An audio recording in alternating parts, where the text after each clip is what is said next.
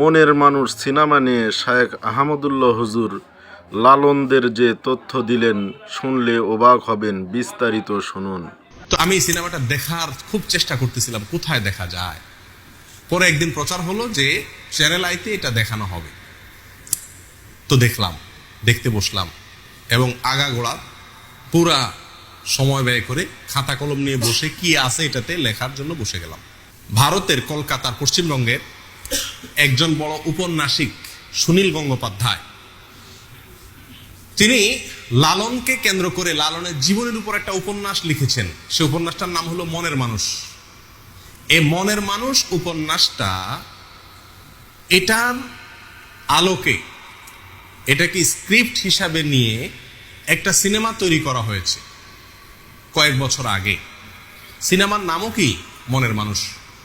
এই সিনেমাটা, এই ফিল্মটা তৈরি করেছেন, এটার পরিচালনা করেছেন কলকাতার গৌতম ঘোষ এবং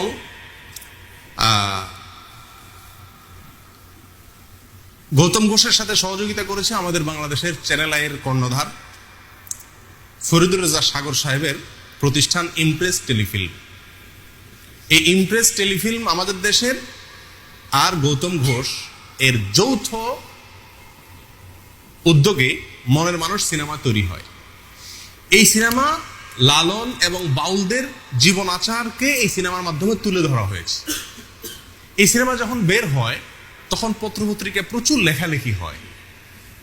লেখালেখি হলে আমার দৃষ্টি আকৃষ্ট হয় যে এত লেখালেখি হচ্ছে এটা নিয়ে, জিনিসটা কি। পরে আস্তে আস্তে দেখলাম যে এই সিনেমাটা এর কি এটা বোঝানোর জন্য একবার চ্যানেল আইয়ের জনপ্রিয় একটা অনুষ্ঠান টকশো তৃতীয় মাত্রায় এখানে আনা হয়েছে। ফরিদুর রেজা সাগর সাহেবের উপস্থাপনা অনুষ্ঠানটা চলছিল এবং সেখানে আপনার আলোচনা করার জন্য উপস্থিত হয়েছিলেন সম্ভবত গৌতম ঘোষ। তখন তিনি এই সিনেমা সম্পর্কে বলতে গিয়ে বলতেছেন যে এটা সাধারণ কোনো সিনেমা না। সিনেমা মানে হলো গান, প্রেম, পিরিত, আলতু ফালতু এই সমস্ত না, এটা সেরকম কিছু না। এটার নামে সিনেমা হলো, এটা ভিন্ন কিছু। কি এটা? তো তিনি বলতে বলতে একটা পর্যায়ে বললেন এটা সাধারণ কোনো ফিল্ম নয়, এটা একটা ধর্মগ্রন্থ। এটা একটা কি ধর্মগ্রন্থ। কোরআন যেরকম একটা ধর্মগ্রন্থ, ইনজিল যেরকম একটা ধর্মগ্রন্থ, এই মনের মানুষ এটাও একটা কি ধর্মগ্রন্থ। এবং এই সিনেমাকে কেন্দ্র করে এই কয়েকটা বেসরকারি চ্যানেলে বেশ কয়েকদিন ধরে কয়েকজন বাউলের মূল্যায়ন সাক্ষাৎকার প্রকাশ করছিল। সেখানে একবারে প্রকাশ্যে আমি নিজের চোখে দেখেছি, প্রকাশ্যে একাধিক বাউল দাবি করছিলেন যে লালন হলেন মোহাম্মদ যেরকম আরবের নবী ছিলেন, লালন হলেন বাংলার নবী। এবং তার এই কথার সমর্থনে ওই মিডিয়ার রিপোর্টার বেশ অনেকগুলো যুক্তি খাড়া করছিলেন। ঘটনা এখানেই শেষ নয়।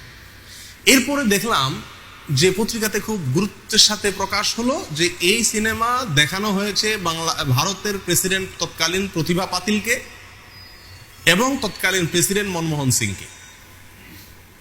আচ্ছা, প্রেসিডেন্ট প্রধানমন্ত্রী একটা দেশের, তাদের সিনেমা দেখার ফাও টাইম আছে নাকি? কিন্তু তাদেরকে দেখানো হয়েছে। এবং ভারতের আরো অনেক গুরুত্বপূর্ণ ব্যক্তিকে দেখানো হয়েছে। বাংলাদেশে এই সিনেমাটা বাংলাদেশের প্রেসিডেন্টকে দেখানো হয়েছে, প্রধানমন্ত্রীকে দেখানো হয়েছে। কাকরাইলে একটা সিনেমা হল রিজার্ভ করে ভাড়া করে সেখানে বাংলাদেশের সংসদের তৎকালীন স্পিকার অ্যাডভোকেট আব্দুল হামিদ এবং ৬০ জন বিশিষ্ট এমপিকে এই সিনেমা দেখানো হয়েছে। শুধু তাই নয়, বাংলাদেশ ক্রিকেট দলের সদস্যদেরকেও এই সিনেমা দেখানো হয়েছে। ব্যাপার কি আছে এই সিনেমায়, কি আছে এই ফিল্মে, এই সিনেমাতে, যে এটা সমস্ত গুরুত্বপূর্ণ ব্যক্তিকে দেখানো হচ্ছে। তখন আমি চিন্তা করলাম তো এটাতে তো কিছু আছে। তো আমি এই সিনেমাটা দেখার খুব চেষ্টা করতেছিলাম কোথায় দেখা যায়। পরে একদিন প্রচার হলো যে চ্যানেল আইতে এটা দেখানো হবে। তো দেখতে বসলাম এবং আগাগোড়া পুরা সময় ব্যয় করে খাতা কলম নিয়ে বসে কি আছে এটাতে লেখার জন্য বসে গেলাম। এই সিনেমাটা মনের মানুষ, এই সিনেমাটা যখন বিভিন্ন হলে চলতেছে বাংলাদেশে, তখন চ্যানেল আইয়ের স্ক্রল নিউজে ওইটার প্রচার হতো যে কোথায় কোথায় চলতেছে, যাতে করে মানুষ কি করতে পারে, দেখতে পারে। তো এত দেখানোর জন্য খাহেশ এই সিনেমাটা, এটা তো অন্য কোনো বাণিজ্যিক সিনেমার মতো না, অস্বাভাবিক। যাই হোক, তো এই সিনেমা দেখার পরে যা বুঝলাম সেটা হলো যে আসলে বাংলাদেশের সাধারণ মানুষেরা মুসলিম, এই মুসলিমদেরকে ভিন্ন একটা ধর্মে দীক্ষিত করার একটা চেষ্টার অংশ হলো এই সিনেমা। কথা বুঝে আসছে প্রিয়দিনী ভাইরা? অনেকে হয়তো বলবেন যে বাউলদেরকে নিয়ে হঠাৎ করে বলার কারণ কি? এই কারণ হলো এগুলো, যে বাউলদেরকে নিয়ে কিছু মিডিয়া, কিছু বুদ্ধিজীবী, কিছু লোক আমাদের সমাজে এত বেশি মাতামাতি করছেন, এবং তাদেরকে শুধু মুসলিম নয়, মুসলিমদের মধ্যে একেবারে আধ্যাত্মিক মুসলিম, মারেফতি মুসলিম যেটাকে বলে, এরকম মুসলিম হিসাবে তাদেরকে সমাজের সামনে সাব্যস্ত করার চেষ্টা করছে। তখন চিন্তা করলাম যে বাউলদের সম্পর্কে কিছু ধারণা নেওয়া দরকার। তখন থেকে আমি টুকটাক বাউলদের সম্পর্কে পড়াশোনা শুরু করলাম, এবং দীর্ঘ অনেক দিন পর্যন্ত ঘাটাঘাটি এবং পড়াশোনা শুরু করলাম। বাউলদের সম্পর্কে জানার জন্য আপনি বাংলাদেশে যারা বাউল নিয়ে গবেষণা করেন তাদের মধ্যে দুইটা বই খুব বেশি প্রসিদ্ধ এবং গ্রহণযোগ্য। তার একটা হলো বাংলাদেশের একজন স্বনামধন্য বুদ্ধিজীবী ছিলেন, বড় মাপের নাস্তিকদের অন্যতম ছিলেন, ঢাকা বিশ্ববিদ্যালয়ের প্রফেসর ছিলেন, ডক্টর আহমদ শরীফ। নাম শুনছেন আপনারা? আহমদ শরীফ সাহেবের নাম শুনেন নাই? ওনার লেখা বই বাউল তত্ত্ব। আরেকটা বই লালন একাডেমির প্রতিষ্ঠাতা পরিচালক ডক্টর আনোয়ারুল করিম চৌধুরী, তার লেখা বই বাংলাদেশের বাউল, বাউল সমাজ, সাহিত্য, সঙ্গীত। এই দুইটা বইতে বাউলদের সম্পর্কে সবচেয়ে বিস্তারিত তথ্য উপাত্ত আছে, এবং এটা সবচেয়ে বেশি গ্রহণযোগ্য। কথা বুঝে আসছে?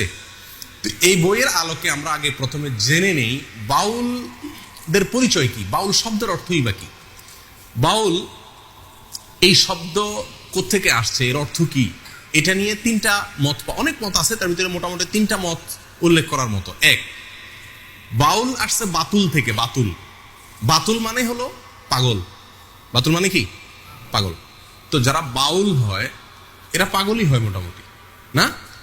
তো এই জন্য এদেরকে এই বাউল থেকে, বাতুল থেকে, বাতুল বলা হয় এদেরকে, এই বাউলদেরকে, এবং বাতুল থেকে পরবর্তীতে আস্তে আস্তে রূপান্তরিত হতে হতে হতে বাউলে এসে দাঁড়াইছে। ঠিকছে? কথা বুঝে আসছে? আমাদের চ্যানেলটিকে সাবস্ক্রাইব করুন, লাইক, কমেন্ট, শেয়ার করে পাশে থাকুন।